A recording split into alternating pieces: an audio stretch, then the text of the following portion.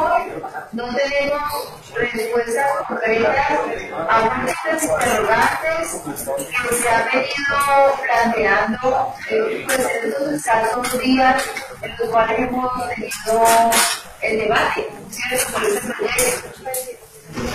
Pero, presidente, concejales, ponente. Perdón, señor secretario, por favor. Bueno, La pasarela del público coordinante se le pidió a los interrumpa la explicación de los locales pasantes continúa.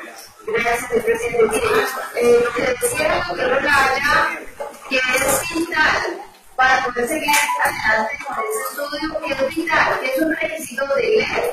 El doctor Olaya ya está en la proposición aprobada por esa comisión. Doctor Olaya.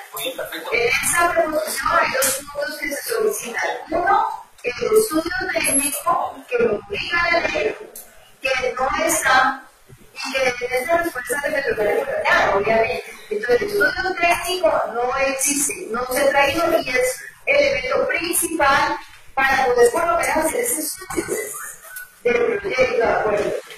Y el otro punto es por qué, lo que usted preguntaba también, que nos sucede jurídicamente por qué mandan a tomar decisión al Consejo cuando el Consejo no es el que es el competente por ley, competente para sacarlo por decreto, obviamente observando los requisitos como el estudio técnico, y por qué entonces no hay un soporte jurídico para que digan por qué el Consejo es el que tiene que adoptar esa decisión. Entonces, aquí vemos planteado varias cosas. Una, si esto se trata de subsidio, pues que nos soporte cómo conceptúa esto como subsidio, cuando el subsidio es otra cosa y la Constitución tiene limitado, ¿cierto? Limitado el subsidio en determinados casos y determinados grupos poblacionales. Eso lo tenemos claro. Y esto no se parece en nada a esto. Este subsidio, entre comillas, hemos discutido desde la bancada del Pueblo Democrático alternativo que se está convirtiendo en un auxilio hacia unos operadores privados que está prohibido en la Constitución. Obviamente es una falta enorme, grandísima, donde el Consejo tiene que aprobar eso y el alcalde también lo haga. Y disfrazado de subsidio. Eso por un lado. Aquí en esa proposición se tienen esas dos cosas. Yo lo que creo es que es urgente.